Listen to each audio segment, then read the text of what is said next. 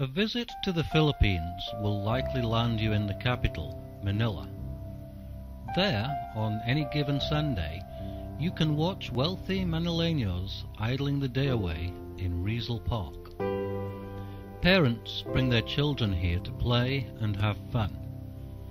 Adults can be found playing chess or perhaps reading a newspaper.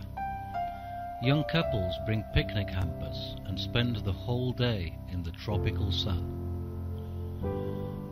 Other Manileños prefer to spend their Sundays gambling their money on the outcome of a cockfight. Dressed to kill, the birds are first taunted to build up their adrenaline and aggression levels. This helps ensure that the upcoming fight will be literally to the death. Just a few kilometers away from all this, yet taking hours to get there through the gridlocked streets of the capital, you'll find Filipinos of a very different fortune.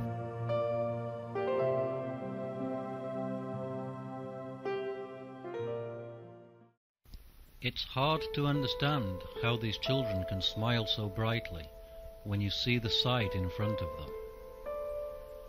They are, in Tagalog, ang mga taong nakatira sa tabi ng basura, people living by garbage. With some 11 million inhabitants and an infrastructure lagging years behind Western standards, the city of Manila solves its refuse problem by simply dumping its garbage here in the outlying suburb of Payatas. It also solves part of its unemployment problem by dumping people out here to be human recyclers of that same garbage. Ironically named the Promised Land, Payatas is more often called Smoky Mountain. The air here is thick with the fumes of constant incineration of garbage. The stench is bearable to outsiders for just a few moments at a time. Yet, for hundreds of people, Smoky Mountain is home, workplace, shopping centre, and playground. The homes are not really homes, but dilapidated shacks. The work is hazardous. 2 months before these pictures were taken, 20 people were buried alive when a garbage heap collapsed on top of them under its own weight. In July 2000, a huge landslide of garbage led to the death of over 200 people. The playground is unlike anywhere you'd probably allow your own children to go, but here, parents must look twice. Sometimes children who might seem to be playing are, on closer inspection, scavenging through the garbage. Many Filipino governments have promised to put an end to this squalor, yet each one has paid only lip service to the problem, which is worsening as more poverty-stricken Filipinos move here. Garbage collection in Manila is big business, and those who profit the most seem to have a very powerful political voice. Nor does the government do much for the people who live here. Even basic healthcare and social services come mainly from non-governmental and missionary organizations. When you first come here, you could be forgiven for thinking you've entered into a war zone.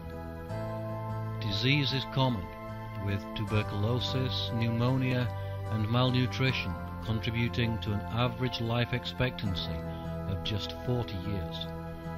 The infant mortality rate is about 33%. Despite these appalling conditions, the people here seem to get by with a friendly smile. Someone has even taken the time to put together a makeshift kite for this young boy. Charles Dickens might be the best-known writer in history for portraying the depths of human destitution and misfortune, but even he didn't capture it on quite this scale.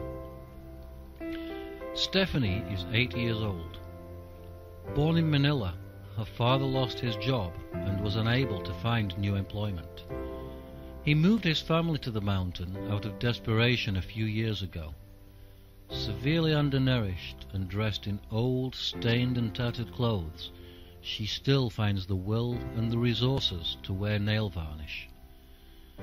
It's hard to imagine that without education she could ever lift herself out of poverty and an uncertain future. Hardly a tourist attraction, you won't find Payatas featured in guidebooks to the Philippines. You're also unlikely to find more humble people and smiling faces amidst such poverty anywhere in the world.